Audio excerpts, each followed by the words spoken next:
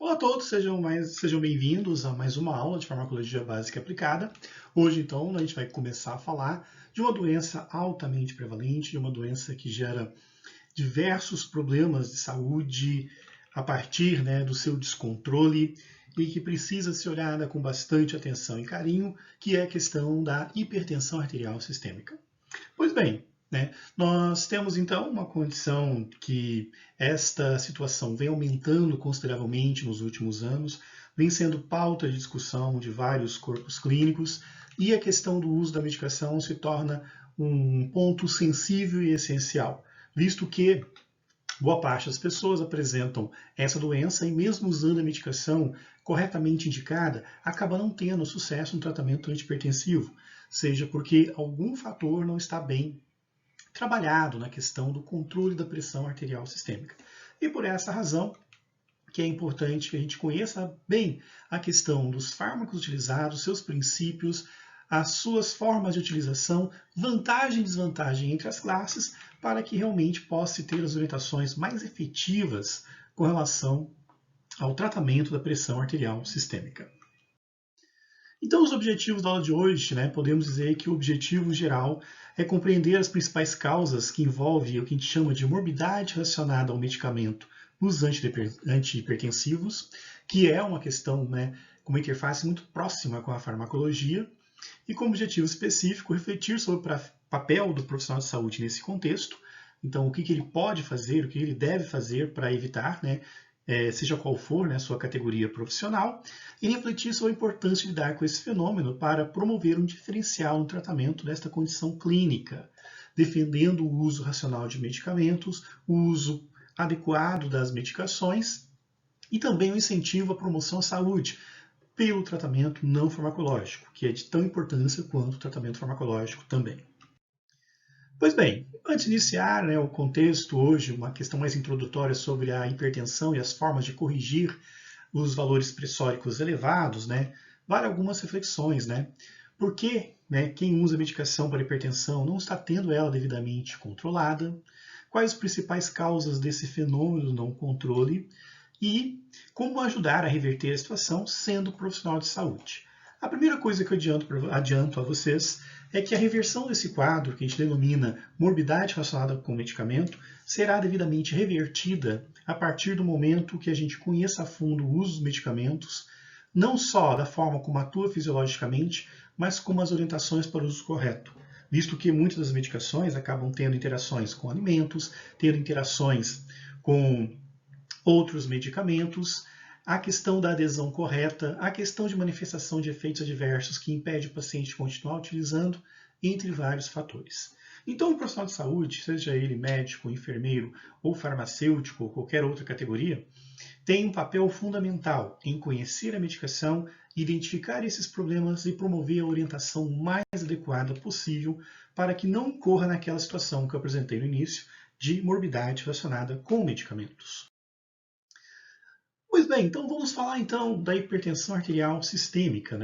Então a definição da hipertensão arterial sistêmica pode ser dada como uma questão clínica multifatorial. Existem várias formas de ela se originar. E por isso que nós temos uma grande quantidade de classe de medicamentos, como inibidores da ECA, beta-bloqueadores, antagonistas de angiotensina, diuréticos, entre outros. Cada um agindo de uma forma própria em um dos fatores e em conjunto tentando fazer o controle da pressão arterial. As características dessa doença é elevados e sustentados níveis pressóricos, níveis de pressão arterial.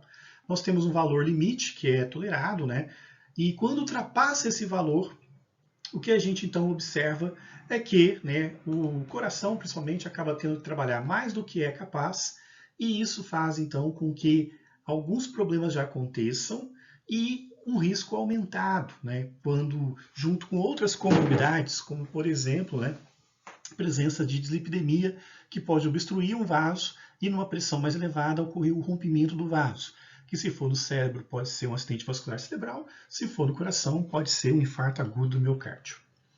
Temos também a associação de alterações funcionais estruturais de órgãos-alvo, então pode acontecer hipertensão por causa de problemas nos rins, problemas no coração, em vasos, que vão afetar o coração, o encéfalo, também afetar o rim e também afetar os vasos sanguíneos com seus rompimentos.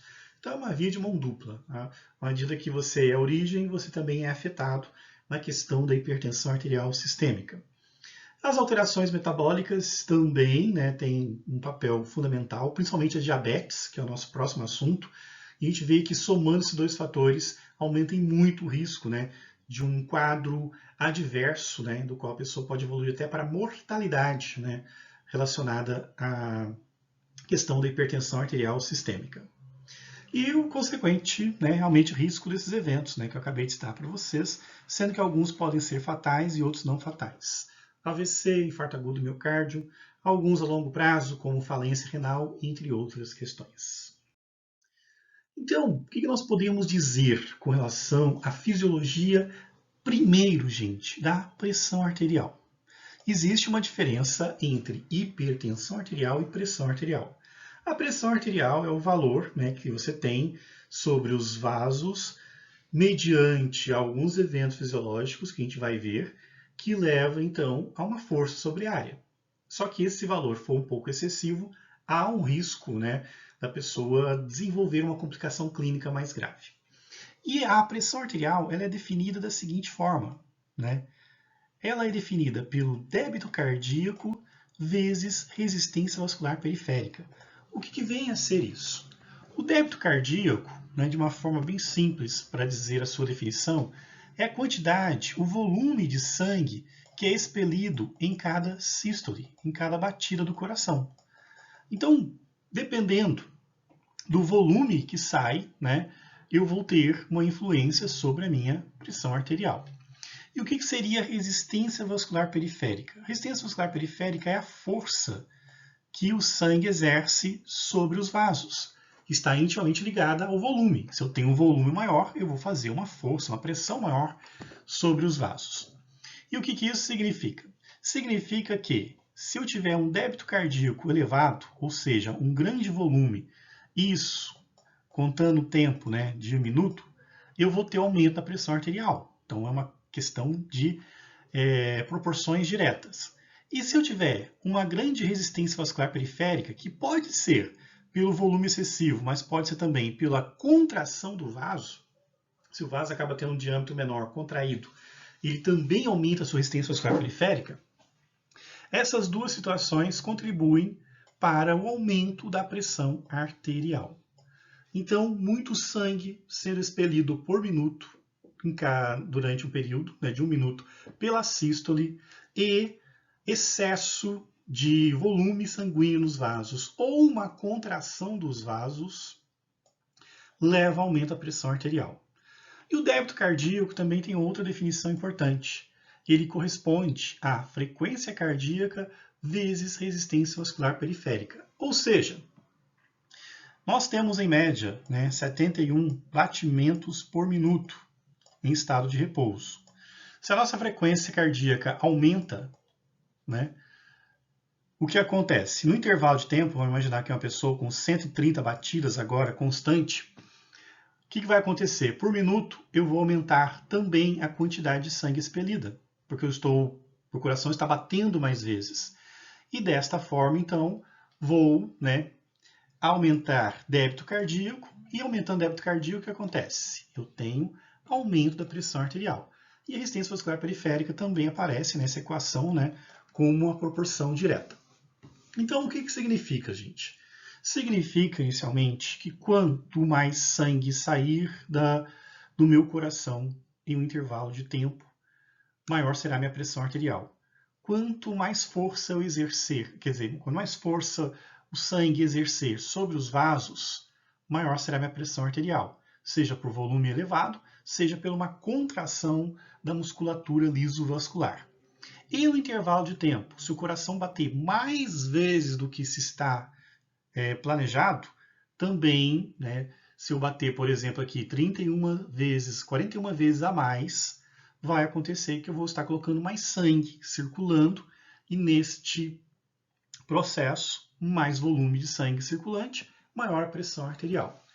Então, o que eu quero que vocês entendam inicialmente é que a pressão arterial tem essa expressão fisiológica e meio que matemática também, do qual alguns valores como débito cardíaco, resistência vascular periférica e frequência cardíaca, se estiverem aumentados, levarão ao aumento da pressão arterial. Naturalmente, nós temos aumento da pressão arterial quando a gente corre.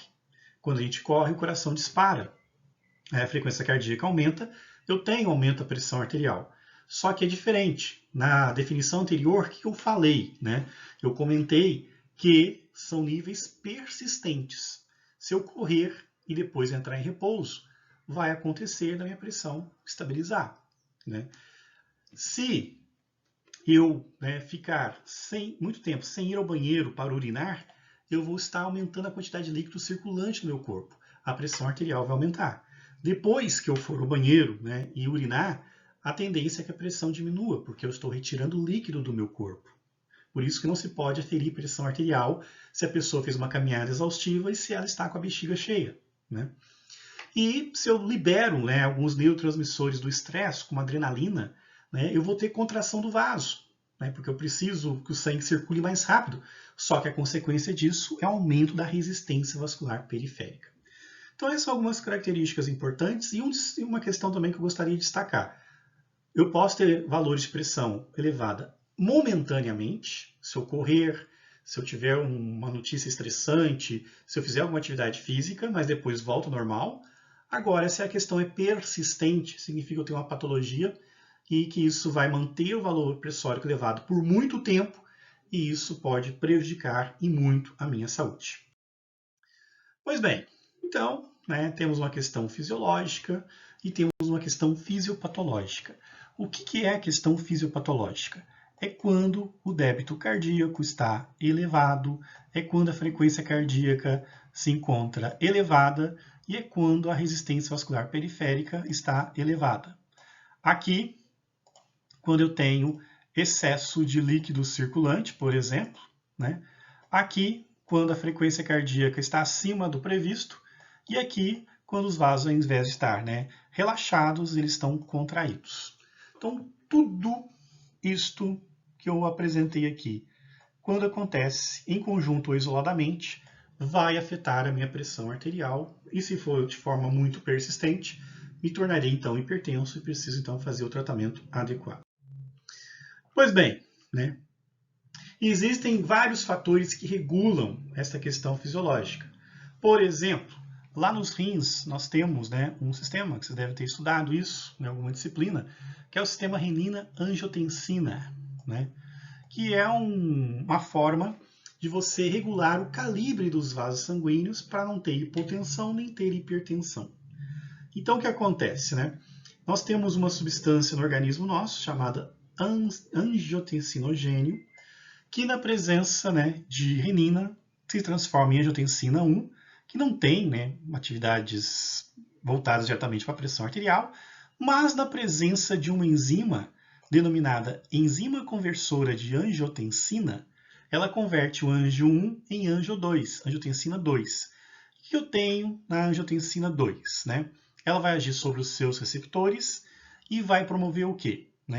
Vasoconstrição, para que o sangue flua mais rapidamente. E lembrando que, se for uma questão exagerada, aqui considera-se uma questão de uma vasoconstrição fisiológica para um bom fluxo do sangue. Mas se for uma questão desregulada, eu posso ter hipertensão arterial sistêmica, sim. Também acontece o quê? Aumenta a angiotensina, promove a liberação de aldosterona. As funções da aldosterona é retenção de sódio. Quando eu tenho retenção de sódio, o que acontece? O sódio é muito hidrofílico, ele retém água no meu organismo. Se eu retenho água no meu organismo, o que eu vou ter? Eu vou ter alteração no débito cardíaco. Aqui na vasoconstrição, a alteração é na resistência vascular periférica. E a consequência disso tudo, o que é mesmo? A consequência desses dois fenômenos é o aumento da pressão sanguínea. No caso aqui, se for uma questão fisiopatológica, mas no geral é para fazer regulação. Com o passar dos anos, nós passamos a ter uma desregulação nesse sistema e a vasoconstrição fica intensa e a retenção de sódio fica intensa. E eu passo a ter o quê? Uma hipertensão arterial sistêmica, que é a doença. Então aqui nós temos uma via, e nessa via dá para perceber a presença de duas variáveis fisiológicas, né, que a gente viu anteriormente, que são responsáveis, né, pela questão da pressão arterial. Então, de um vaso dilatado, né, passamos a ter um vaso, né, com toda a presença da angiotensina, de um vaso mais constrito, né, com menor calibre, o que faz com que a pressão seja maior nele. Bom, continuando então, o que nós observamos então, né? Que se eu reverter, né, alguns processos, né, eu posso conseguir fazer com que a pressão se normalize, se eu for, no caso, hipertenso, né? Então, uma das questões que a gente vai estudar bastante vai ser justamente, né, o envolvimento desta enzima conversor de angiotensina, que atua principalmente na questão da redução da resistência vascular periférica, deixando os vasos novamente, né, dilatados para controlar agora a pressão arterial sistêmica. Temos uma classe de medicamentos que atua especificamente sobre isso, que a gente vai abordar mais adiante. Mas o que eu quero que vocês guardem inicialmente, que nós temos aqui, sim, uma variável, né, sendo tratada, que é a questão principalmente aqui da resistência vascular periférica e um pouco da questão do débito cardíaco. Então, a resistência vascular periférica é uma variável que atua no sistema renina-angiotensina. Com relação ao coração e as suas batidas, né? Como eu falei para vocês, existe, né, um certo número de batidas, né, que são previsíveis. Se aumentar esse número, começa a sair mais sangue do que o esperado, né? Então, nós temos, né, uma frequência cardíaca esperada. Alguns livros trazem, né, que é em torno de 71 batimentos por minuto, né, em estado de repouso. E isso significa que, estando desta forma, eu vou ter a liberação de um certo volume de sangue correspondente a cada uma dessas batidas, que corresponde ao meu débito cardíaco, né? Então, o que nós temos também, né? Então, esse volume de sangue expelido é um fator determinante para outra variável, que é o débito cardíaco. Claro que, né, se eu tiver, né, alguma disfunção, né, que mesmo em repouso eu tenha alterações muito significativas na questão dos batimentos por minuto, aumentando, eu tenho reflexo direto no débito cardíaco, sim, porque o volume será maior. Então, nós temos classes de medicamentos que também atuam sobre o débito cardíaco e sobre a frequência cardíaca também. Para a frequência cardíaca, nós temos uma classe de medicamentos muito utilizadas, cuja função é bloquear a atividade, principalmente adrenérgica, né, que é o que faz o coração bater, e desta forma ter uma normalização das batidas por minuto. E temos outros fármacos que não atuam diretamente no coração, mas atuam lá no rim, fazendo com que, né, eu tenha maior liberação de volume urinário, que de uma certa forma reduz também o débito cardíaco e, consequentemente, a pressão arterial. Então, temos aí duas variáveis, né, sendo trabalhadas, né, que são de suma importância para o controle da pressão arterial. Bom, então, né, com esses objetivos todos aí, né, juntamente com a alteração da resistência vascular periférica, nós podemos conseguir, né, fazer com que aquele organismo que está tendo algum desvio fisiológico, caracterizado como fisiopatológico, que faz ele ter mais batidas do coração do que o esperado, que faz ele reter mais líquido do que o esperado, e que faz com que os vasos fiquem mais constritos do que o esperado, que existam formas de corrigir isso com medicações, e desta maneira, né, a gente tem, então, uma reversão do quadro clínico adverso e impedir complicações.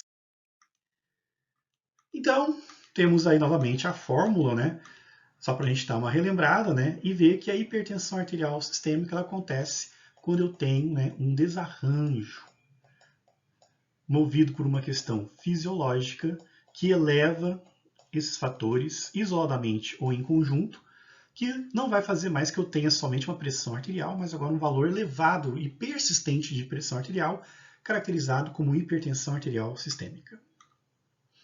Então, essas alterações são onde também são ponto-alvo das medicações. As medicações antihipertensivas, elas vão atuar sobre débito cardíaco, resistência auricular periférica e sobre frequência cardíaca, sim. E tudo isso para evitar as complicações, né? Uma das complicações que nós temos, né, são os AVCs, né? Podemos ter AVCs isquêmicos, né, e também hemorrágicos, tudo decorrente de um elevado valor de pressão arterial, do qual o vaso já não suporta e acaba rompendo. Se tiver ainda, né, algum trombo, se tiver ainda alguma placa de ateroma, o risco vai aumentando cada vez mais, né? E temos o infarto agudo do miocárdio também, que é a mesma situação, né? Que você tem um rompimento do vaso, não chega sangue, não chegando sangue, você tem necrose de tecidos, né? Que pode ser bem complexo, né, para a pessoa. Bom, então com relação à hipertensão arterial sistêmica, nós temos uma situação, né, de que se a gente considerar valores, né, acima de 14/9 ou 140/90 milímetros de Hg, nós temos, né, prevalência em adultos variando de 22,3% a 43%, uma média de 32% dos adultos sendo hipertensos. Considerando a faixa etária acima de 60 anos, né, quase metade tem hipertensão arterial sistêmica, e acima de 70 anos, né, nós temos aí 75% da população com esta condição clínica. E em função dos gêneros, né, quase o empate, mas os homens ainda estão um pouco à frente na questão da prevalência desta condição clínica. E, né, todas aquelas alterações que eu falei, elas têm que ser mensuráveis para dizer o que está bom, o que não está bom. E segundo o último consenso brasileiro de cardiologia, o que nós temos de classificação? Uma pressão é considerada ótima quando ela tem valores inferiores a 12/8. Normal quando é inferior a 130/85. A limítrofe é de 130 a 139 a 85/89. O famoso 14/9. Isso aqui significa um limite, né? Significa que algo já não está bem e caminhando para uma situação pior. E temos ainda, né, os estágios, né, já considerando uma condição clínica, né, adversa, considerando a pessoa já hipertensa. Então nós temos valores que variam de 140 a 159, 90 a 99, estágio 1. Temos o estágio 2, né, com seus respectivos valores, o estágio 3, e temos a sistólica isolada, né, quando apenas a máxima, né, acaba sendo o valor pressórico alterado. Tudo isso, né, indica uma escala também de riscos, né, daqueles riscos anteriormente mencionados. E também vai refletir na necessidade do tratamento, da quantidade de medicação, da necessidade de adoção de uma alimentação saudável e de hábitos de atividade física saudáveis também. Daí então, né, os resultados ainda tem que considerar alguns fatores, né? Boa parte das pessoas vão ter hipertensão de avental branco, tem pessoas que têm medo de medir a pressão e descobrir que é hipertenso, né, que corresponde a 9% da população de uma forma geral. Nós temos os normotensos de avental branco, pessoas que não são diagnosticadas nas consultas, né, que tem a porcentagem correspondente. Temos os normotensos verdadeiros, né, que é metade, e temos ainda a hipertensão verdadeira, 28%. Temos aí até uma dificuldade nesse diagnóstico, então, porque, né, muitos acabam não apresentando, né, resultados terapêuticos desejáveis, ou melhor, mensuráveis na hora certa. Bom, e na questão envolvendo os fatores de risco, né, nós temos duas classes. Temos os não modificáveis. Só lembrando que fator de risco são situações que eu encontro que aumenta a chance de eu ter as complicações como AVC e infarto. E não modificáveis são as condições que eu me encontro que eu não posso mudar. Idade, infelizmente, a gente não pode mudar. Com o passar dos anos, né, homens 55 e mulheres, homens 45 e mulheres 55, partindo da cidade, né, aumentem muito a chance de ter as complicações. O gênero, o homem tem mais chance de ter complicações do que as mulheres. Também é um fator de risco, né, não passível de mudança. A etnia, pessoas afrodescendentes, né, acabam tendo maior chance do que as não afrodescendentes. E a questão de hereditariedade. Se eu tiver um pai que faleceu de AVC, o avô que faleceu de infarto, a minha chance também é grande. E também é uma situação que não tem como mudar. Por isso, a gente tem que estar atento aos fatores de riscos modificáveis, que são quais? Peso. Peso, sim, eu posso mudar. Ingestão de sal, eu posso reduzir a quantidade de sal ingerida. Ingestão de álcool, eu posso reduzir, sim, a quantidade de álcool também eu ingiro.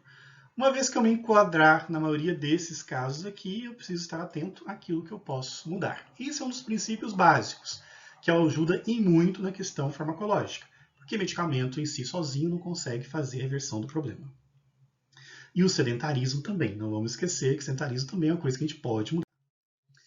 Então, com relação à idade, né? Então, existe uma relação direta linear de pressão arterial e idade. Então, com o passar dos anos, eu vou ter aumento da pressão arterial, o que significa que é normal e bom para o coração.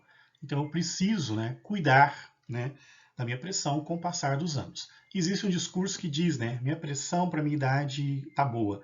Não, porque aquela tabela que diz, que eu apresentei para vocês, que diz se o valor é bom ou não. Se, né, eu estiver em excesso, significa que não está legal, independente da idade. Eu preciso tratar e o coração agradece. A questão do gênero, né? Então, os homens, né, apresentam, né, uma maior chance do que as mulheres, né? E a partir da quinta década de vida, isso aumenta mais consideravelmente. A etnia, né?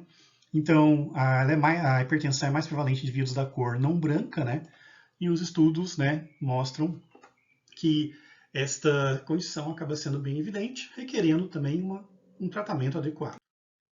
O excesso de peso, né, que influi em sínteses, né, proteicas, vasoconstritoras e anti-inflamatórias, né? Então, quem tem excesso de peso, né, tem muito excesso de leptina, que faz com que, né, aumente a chance de vasoconstrição e inflamação leva também a vasoconstrição. Então, é uma questão a ser cuidada. A ingestão do sal, né, talvez um dos mais clássicos quesitos referentes, né, a controle da pressão arterial. Então, até 6 gramas por dia é aceitável, mais de 6 gramas você está correndo risco de ficar hipertenso. E em linhas gerais, né, temos muitas atividades a serem feitas, né, e trabalhos, né, voltados para a prevenção, no qual a medicação é um dos instrumentos e não, né, o principal. Muita gente acha que é só tomar medicamento e pode fazer as coisas erradas. Não, temos que fazer muita coisa adequada para um controle adequado da nossa pressão arterial. A questão da ingestão de álcool, né, também se evitar é melhor, né? Em alguns casos, pequenas doses até exerce efeito calmante que melhora a pressão arterial, mas em outras situações, né, o consumo excessivo leva a um enrijecimento dos vasos que afeta a resistência vascular periférica. E o sedentarismo, né, além de ter influência sobre o peso, né, também evita, né, a produção de substâncias que levam, né, a um relaxamento, né, e que fazem com que o corpo sinta melhor e promova a dilatação dos vasos. E o tratamento de primeira linha envolve uma alimentação adequada, né, com existência de uma lista, né, de vários, né, alimentos, né, que podem ser usados e que não devem ser utilizados, né, e é sempre que possível, né, seguir as orientações alimentares, porque elas colaboram, porque o medicamento vai fazer o papel dele, mas se a alimentação não colaborar, né, uma coisa anula a outra. Então é importante a gente pensar nisso, né, conhecer, né, os principais alimentos que podem e não podem ser utilizados, né. A questão da bebida, que eu comentei com vocês, né, existe aí um limite, por exemplo, a famosa cerveja, né, você pode, o recomendado é até 2 latas ou 1 garrafa, mais do que isso já não é mais recomendado. Vinho, 2 taças, né, destilados, né, 1 dose no máximo. Então existe até limite para isso, né, e também, se não seguir corretamente essas orientações, anula o efeito da medicação. É um serviço inútil que acaba a medicação cumprindo. A questão do controle de peso, né, um padrão alimentar adequado, redução do sal, moderação do álcool e exercício físico, né, tem valores, né, que mostram, né, os benefícios que existem. E com relação às medicações utilizadas, né, o que nós temos então? Né? Temos por objetivo, né, que a medicação reduza o bombeamento, número de batidas por minuto. Temos por objetivo que as medicações reduzam o volume circulante para afetar o débito cardíaco e também que reduza a resistência vascular periférica, reduza a musculatura que existe, né, nos vasos. Esses são os pontos alvos, né, da medicação. E como que isso pode ser obtido, né? Eu vou obter isso, lembrando, para fazer a redução dessas variáveis aqui, e eu posso, né, controlar a pressão arterial, né, controlando essas alterações. E de que maneira? Usando diuréticos como como hidroclorotiazida e furosemida e espironolactona, eu reduzo o débito cardíaco. Então, os diuréticos têm papel fundamental. Hidroclorotiazida, furosemida, espironolactona, entre outros, que nós estaremos estudando em breve. Antagonistas receptores da angiotensina, conhecida como losartana. Inibidores da ECA, conhecido como captopril, enalapril, lisinopril.